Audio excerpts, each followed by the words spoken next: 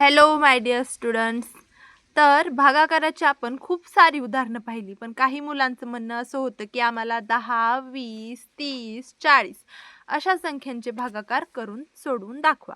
तर आज मी घेऊन आलेली आहे 4 अंकी संख्येला 2 अंकी संख्येने भागणे अशी आपण गणितं आज सोडवणार आहोत. तर व्हिडिओ शेवटपर्यंत बघायचा आहे. खूपच सोप्या पद्धतीमध्ये आणि एकदम स्टेप बाय स्टेप सुरुवातीपासून आपण भागाकार हा आज करणार आहोत. चला तर मग व्हिडिओ सुरू करण्या अगोदर जर तुम्ही आपल्या चॅनलवरती नवीन असाल तर आपल्या चॅनलला सबस्क्राईब करून बेल आयकॉन प्रेस करा. एकदम सोप्या भाषेमध्ये सोप्या पद्धतीमध्ये सर्व गणित आपल्या चॅनलवरती शिकवलं जातं. तर बघा, 4856 या संख्येला आपल्याला 10 ने भागायचं आहे. तर सुरुवातीला आपण पहिली संख्या पाहतो. ती 10 पेक्षा लहान आहे. इथल्या संख्येपेक्षा लहान असेल तर मग नेक्स्ट 2 अंकी संख्या आपण पाहतो. मग 48 ही संख्या 10 पेक्षा मोठी आहे. मग 10च्या पाड्यात 48 ही संख्या आहे का पाहायचं आहे. 48 ही संख्या नसेल तर 10च्या पाड्यात 48 पेक्षा लहान परंतु 48च्या जवळची सर्वात जवळची आपल्याला कोणती संख्या मिळते ते पाहायचं आहे. 10चा पाडा म्हणायचा आहे 10 1 10, 10 2 20, 10 30, 10 चौक 40, 10 5 50. तर 50 48 पेक्षा मोठं होत आहे. मग आपण काय घ्यायचं आहे, 10 चौक 40 म्हणजे आपल्याला कितीचा भाग घालायचा आहे, तर इथं 4चा भाग घालायचा आहे. आणि इथं आपण 4चा भाग घातल्यानंतर आपल्याला किती मिळालं होतं, 40. 10 चौक 40 हे खाली लिहायचं आहे आणि वजाबाकी करायची आहे. 8 मधून 0 गेले किती राहतात, 8 आणि वरचे 4 मधून 4 गेले पुढचे 0 राहिले. तर बघा, आता वरची एकच संख्या आपण एका वेळेस खाली घेऊ शकतो, जसं की इथं 5 आपल्याला खाली घ्यायचं आहे. आता 10च्या पाड्यात 85 ही संख्या आहे का बघायचं आहे. नसेल तर 85 पेक्षा लहान पण 85च्या जवळची अशी 10च्या पाड्यातली संख्या आपल्याला घ्यायची आहे. मग 10 8 80, 10 9 90. तर बघा, 10 9 90 85 पेक्षा मोठं होतं. मग आपण कितीचा भाग घालायचा आहे, 8चा. म्हणजे 10 8 80 ही आपल्याला 80 10च्या पाड्यातली 85 पेक्षा लहान आणि जवळची संख्या 80 ही मिळते. तर बघा, 5 मधून 0 गेले 5 राहतात, 8 मधून 8 गेले 0 राहतात. तर आता आपण 6 खाली घेऊ शकतो. 6 ही संख्या खाली घ्यायची आहे. आता 10च्या पाड्यात 56 ही संख्या आहे का, नाही. मग कोणती संख्या आहे, 10 5 50, 10 1 60 मोठं होतं 56 पेक्षा. मग 10 5 50 आपल्याला घ्यायचं आहे. वजाबाकी करायची आहे. 6 मधून 0 गेले 6 राहिले, 5 मधून 5 गेले 0. आता पुढे खाली घेण्यासाठी कुठली संख्या राहिली आहे का, नाही. आपण वाटलं तर इथंच भागाकार थांबवू शकतो आणि बाकी 6 आणि भागाकार 485 आला असं म्हणू शकतो. हे उत्तर बरोबर आहे. पण तुम्हाला जर पॉइंटमध्ये भागाकार काढायचा असेल तर मग इथं दशांश चिन्ह द्यायचं. कारण इथं आता पुढे खाली घेण्यासाठी कुठली संख्या आहे का, नाही. आणि 6 ही संख्या 10 पेक्षा लहान आहे. मग काय करायचं, इथं दशांश चिन्ह द्यायचं आणि 1 इथं 0 घ्यायचं. मग आता 10च्या पाड्यात 60 ही संख्या आहे का, हो आहे. 10 सक्की 60 कितव्यांदा आहे, 6व्यांदा. मग इथं 60 आपल्याला मिळालं आहे. वजाबाकी केली 0 0 म्हणजे आपला भागाकार किती आला, 485.6 आपला भागाकार आला आणि बाकी आली आपली 0. आता सेम पद्धतीनं आपल्याला हा भागाकार करायचा आहे. 20 या संख्येने 3040 या संख्येला भागायचं.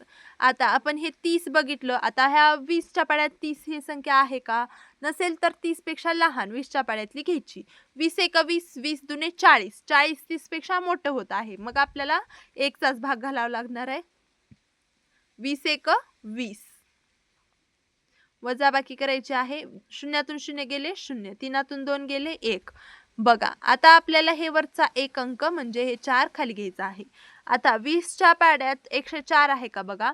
20 5 100 आहे आणि 20 संग 20चे म्हणजे 120 होत आहे, जे की 104 पेक्षा मोठं होत आहे. मग बाकीचं कितीचा घालायचा, 20 5 100 घ्यायचा आपल्याला आहे. वजाबाकी करायची आहे.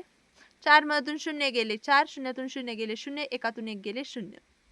आता बघा, हे 0 खाली घ्यायचं आहे. आता 20च्या पाड्यात 40 आहे का, हो आहे. 20 2 40 दुसऱ्यांदाच आहे. 2चा भाग घालायचा आहे. वजाबाकी केली, बाकी आली 0 आणि भागाकार आलेला आहे आपला 152. तर अशा प्रकारे आपण 2 गणितं सोडवलेली आहेत. आणि आता आपलं तिसरं गणित सुरू करायचं आहे. त्या अगोदर जर तुम्ही आपल्या चॅनलला आणखीन सबस्क्राईब केलं नसेल तर सबस्क्राईब करून बेल आयकॉन प्रेस करा. सर्व बेसिक गणित आपल्या चॅनलवरती शिकवलं जातं. तर बघा 30 या संख्येने 7805 या संख्येला भागायचं आहे. मग 30च्या पाड्यात 78 ही संख्या आहे का बघायचं आहे. 30 एक 30, 30 दोन्ही 60 आहे. 78 आहे का नाही. 30 त्रिक 90.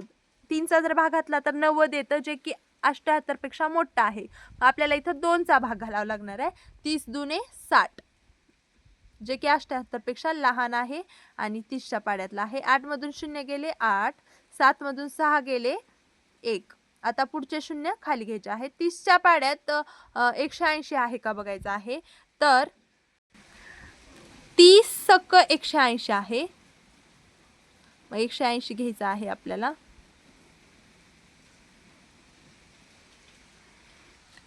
वजाबाकी केल्यानंतर इथं आलं 0 0 0. आता वरचे 5 आपल्याला खाली घ्यायचे आहेत. आता 5 ही संख्या 30 पेक्षा लहान आहे. मग इथं कितीचा भाग जाणार आहे. शून्याचा. तर बघा आत्ताच आपण गणित केलं होतं की इथं 6 ही संख्या लहान होती म्हणून आपण पॉईंट देऊन 0 घेतलं होतं.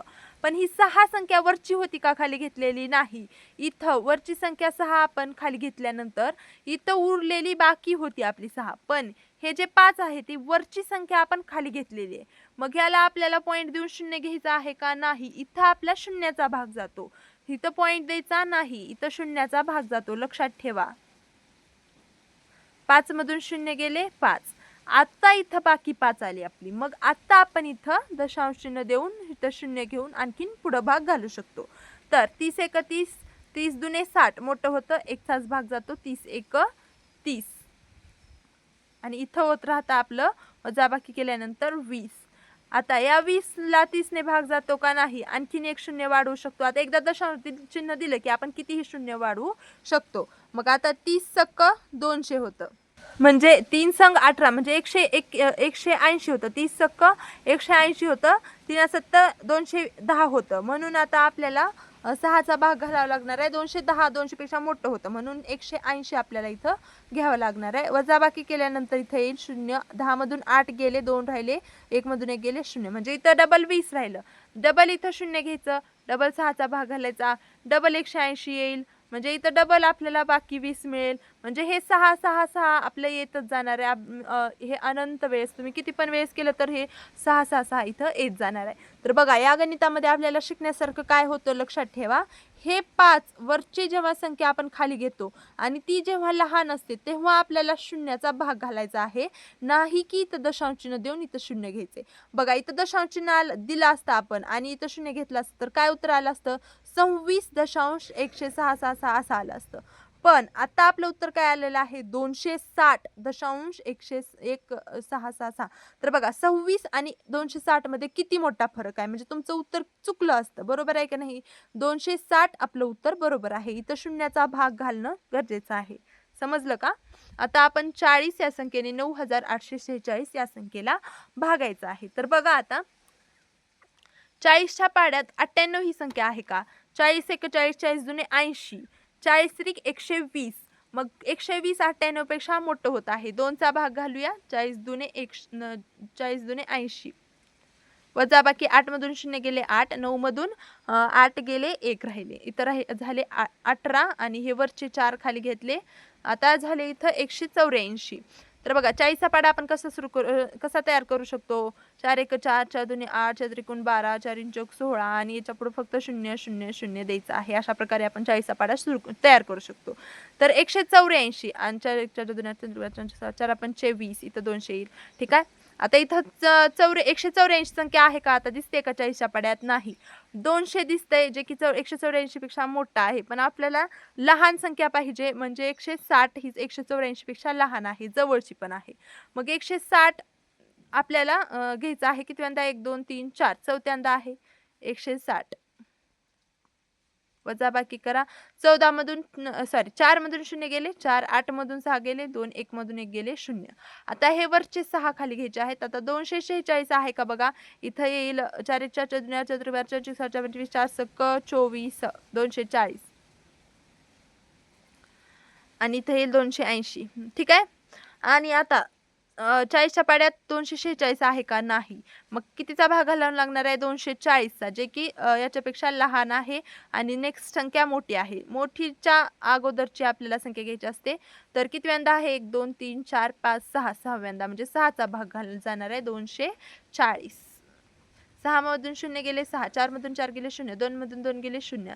आता इथं 6 आलं. आता वरची संख्या खाली घेण्यासाठी आहे का? नाही. मग इथं दशांश चिन्ह द्यायचं, इथं 0 घ्यायचं. 1चाच भाग जातो. 40 एके 40. वजाबाकी केली, इथं येईल 0.